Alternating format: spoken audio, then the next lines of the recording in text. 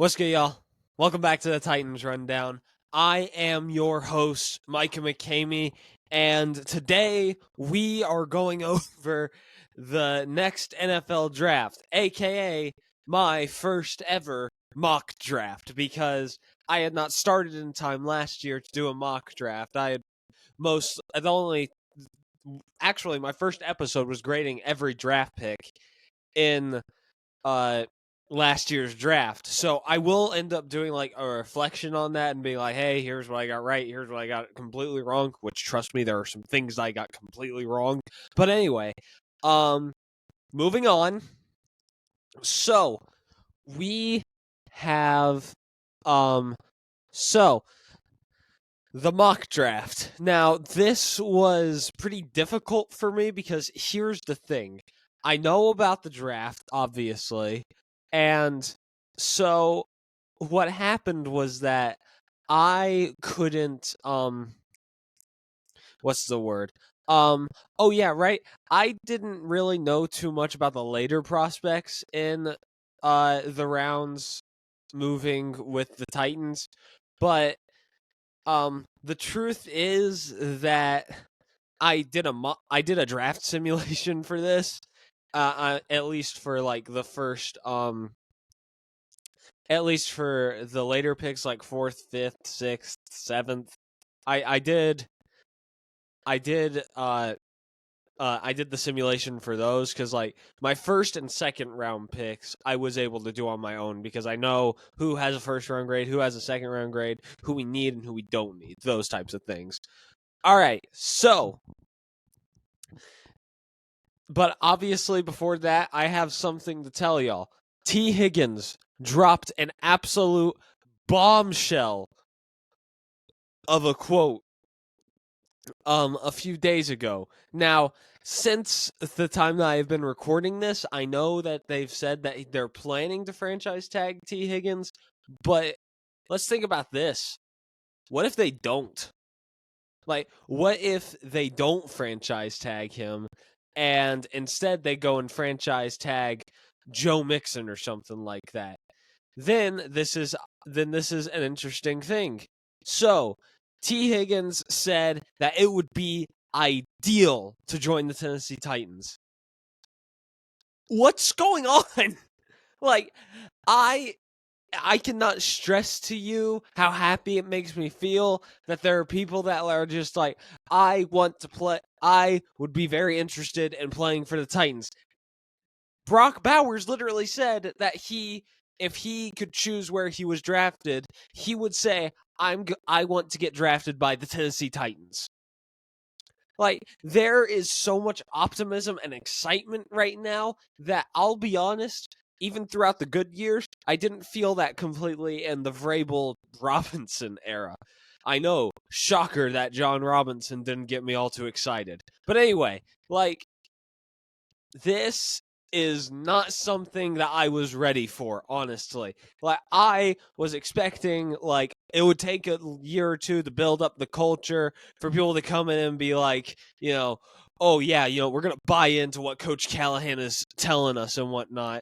And for free agents to be like, I want to be a Tennessee Titan. But it's already happening because Brian Callahan is a respected name in the NFL, and I love it. Now, not saying that Vrabel wasn't, but from what we can tell right now, Vrabel did not have the same likability that Brian Callahan did amongst players, at least amongst some players. Because I get it, there are players that have came out and been like, it was a bad idea for the Titans to fire Mike Vrabel, Taylor one, and but the reason that most of these dudes say that and they think that Vrabel should be hired somewhere else is because they see that era of Titans football with rose-tinted glasses because the team was overall good. But they never talk about the fact that Mike Vrabel, he went from AFC Championship,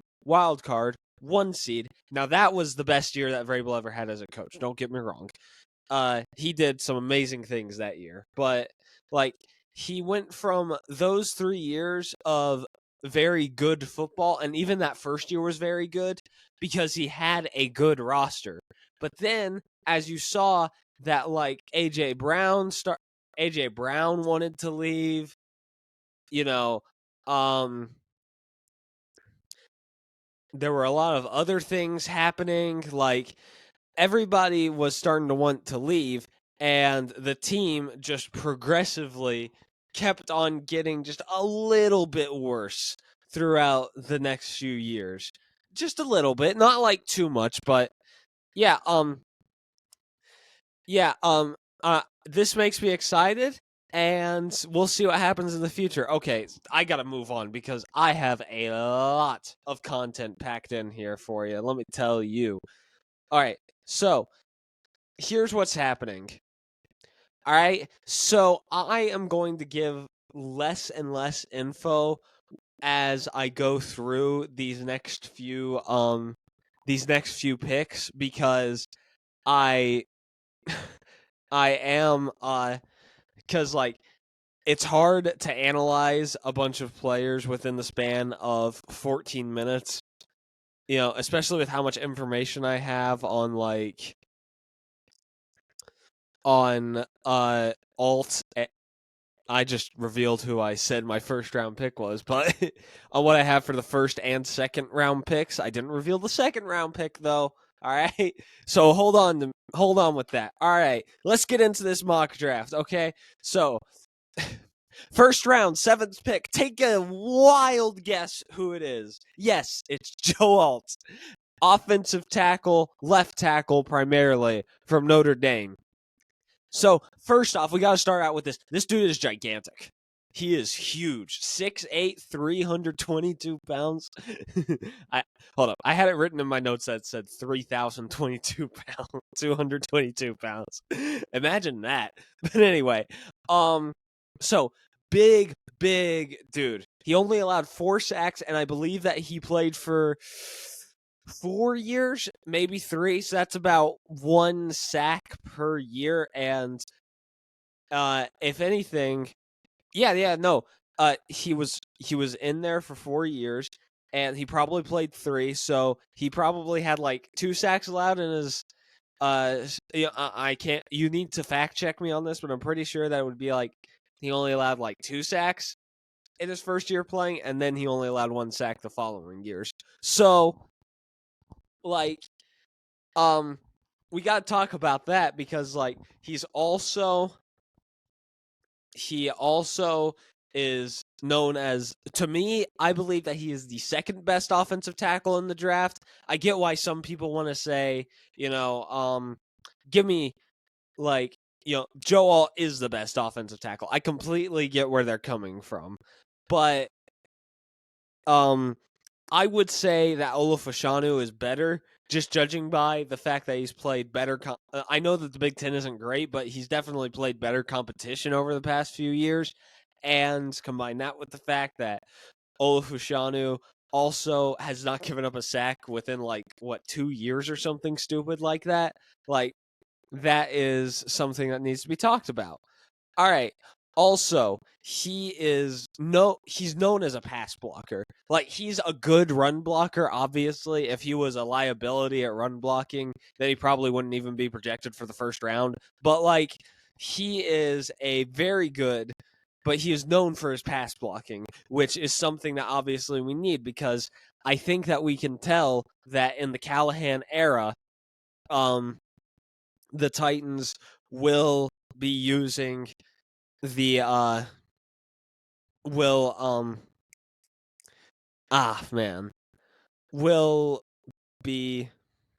will be passing the ball a lot more, to say the least.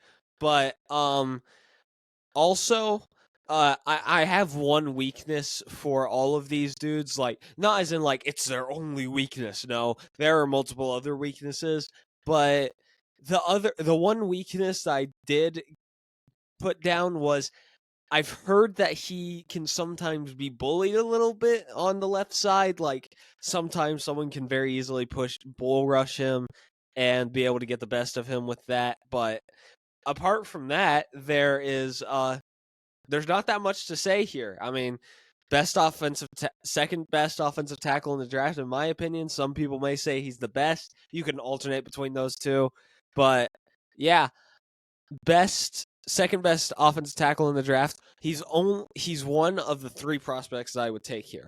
I would take him. I would take Olu Fashanu, and I would take Malik Neighbors. Or Rome Odunze. I could put 4 in there. You could convince me Rome Odunze would be fine. But here's the thing. I got to go on a rant here. All right? So, warning, I'm about to get really mad here. All right? Just want to say that beforehand. I still don't get the people that say that we should draft Brock Bowers.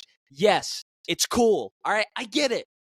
Brock Bowers, he said that he wanted to play for the Titans. That's wonderful. I love that. I love that there are people that want to play for the Titans in the draft. But that does not mean that you draft a tight end 7 overall, especially whenever some of the top tight ends in the NFL right now were 2nd, 3rd, 4th, some even 6th round players. Like, the only 2 tight ends in the league right now that are considered like great tight ends that were in the 1st round. Actually, no. I can only think of one, TJ Hawkinson. Now, I know that there's probably another that I'm forgetting about, but that still tells you that, like, we don't draft him here. We can't. He's not that good. Well, he's good, don't get me wrong, but he's not that good. He's not 7th pick good, in my opinion, especially considering the fact that there are some really good receivers and some really good offensive linemen. All right, just had to get that out of the way for pick 7. Now, moving on to round 2 with the 38th pick, the Titans select Adonai Mitchell, wide receiver from Texas. Texas. Everything's bigger in Texas. All right. So, he is a menace whenever it comes to catching the deep ball and whenever it comes to making plays for himself. Because, like, it's not like that he is, like, speedy, like, he runs, like, a 4.3 40 and he can just get down the field fast. No, it's that Will Levis could just chuck it up to him and he could come down with it on a contested catch. He is more of an A.J. Brown type than Treylon Burks ever was, to me at least. But now, obviously, A.J. is a lot more physical, and he can be a lot more physical, but like his contested catch ability is something to have awe at and be inspired by. All right, like I said, very good with contested catches. He's got great hands. You know, obviously that's what you look for in a receiver. I still don't get why I put that in my notes. I don't get why I put that in my notes, but you know, it's there. He has great hands, but also he is a lanky fella, to say the least. He is very I believe that he's like 6'3". Actually, no, that doesn't sound right. But like he's like 6'1", 263, somewhere around there. I can't remember, but yeah. Here's the thing. So this was the weakness that I put down, and it's not even meant to be like a complete like this is his make or break. Like if he can't do this, then he's not gonna do well in the NFL if he doesn't work on this. No, that's not what this is. What this is that it's what he is not the best in. He's got good speed, but he's not like speedy, like I mentioned earlier. Like he could be faster. Like he can overcome it. Obviously, I mean Jarvis Landry ran like what about like only like a millisecond faster than Mahomes did, and Mahomes had one of the worst 40-yard dashes. Like he only had like he ran about the same as like Peyton Manning or something like that. Like he was in like the 4.8. Actually, no, wait, hold up. Jarvis Landry ran like a 4.6. You know, you get my point though. Like he can overcome being a little slower compared to other receivers in the NFL if he has enough physicality and contested catch ability. So Yeah, Adon AD Mitchell is probably the best bet at receiver if he's even available in the second round. Because here's the thing, he could very well be gone in the first. Don't get me wrong. The draft simulator that I did even had him going in the first. And if that didn't happen, and if he ends up getting drafted in the first, then go with like Xavier Worthy. Now he is the speed guy. And that's who I would want here. It's if we get one of the two Texas receivers, I'll be happy. But anyway, moving on. Round 4, pick 106. I have decided on the Titans' behalf that we should go with Kyrie Jackson, defensive back from Oregon. Now, he's very good at shedding blocks. He's able to get past a receiver and go make some tackles in the open field. And he can do that very well. And as a team that's going to need like someone that can, be good with pass defense and someone that can be good with run defense, that would be great, especially because our defensive backs aren't good either. That's just the truth. But he's got length and speed. I've heard that he is pretty fast. He's played some decent competition in the Pac-12. Actually, he's played some really good competition in the Pac-12 now that I think about it. Because the Pac-12 is just an offensive powerhouse of a conference.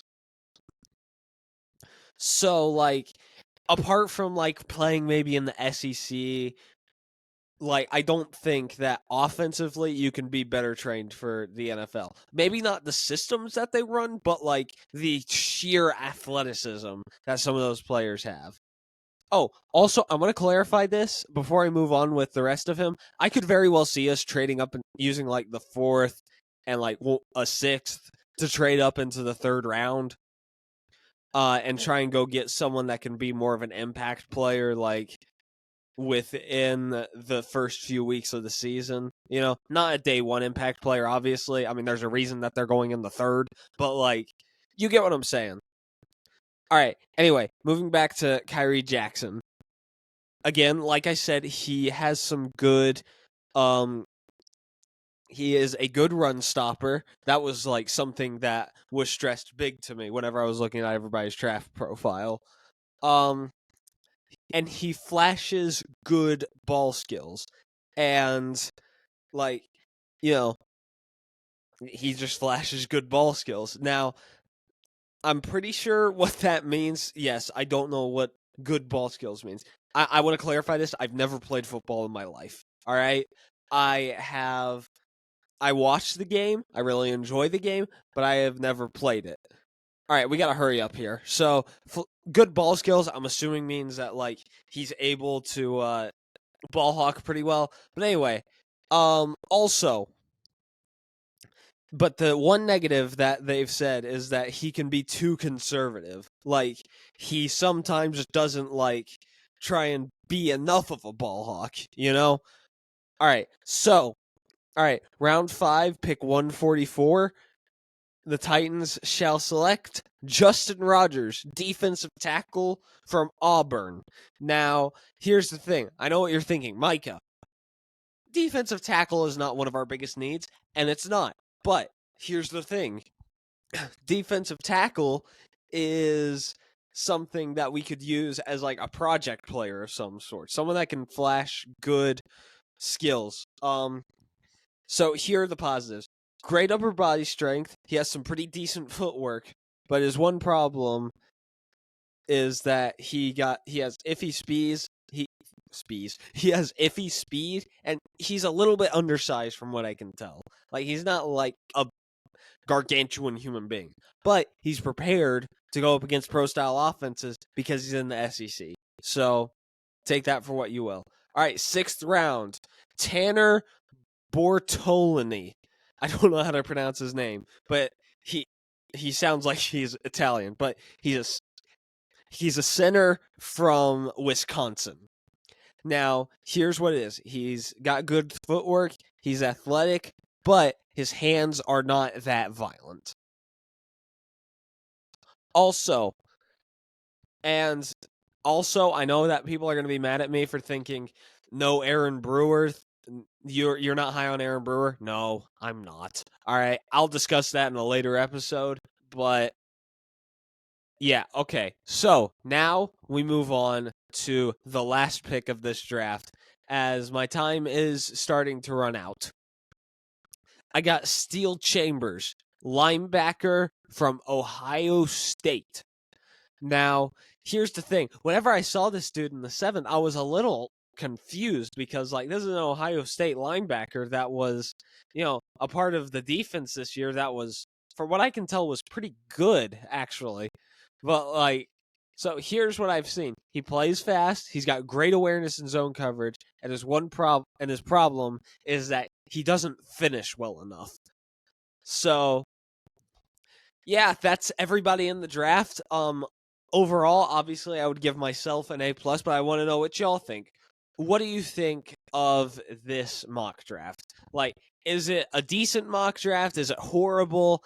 I know that there are going to be a lot of people that disagree with me about this. Like, there's going to be, like, some nerd in the comments that's just like, actually, we need to draft an edge named Macaulay Conundrum Edge from Northwestern State University. Like, I know that there's going to be someone like that in the comments, but anyway, now I'm going to wrap this video up. I have Instagram, Twitter, and TikTok all under the Titans Rundown. And if you're listening for my podcasting from like Apple or Podbean or something like that, I also have a YouTube channel that's basically visual versions of this. And that's all I got. So that's going to do it all for me. This has been a rundown of the Titans NFL draft and what I think they should do. I love y'all. And tighten up.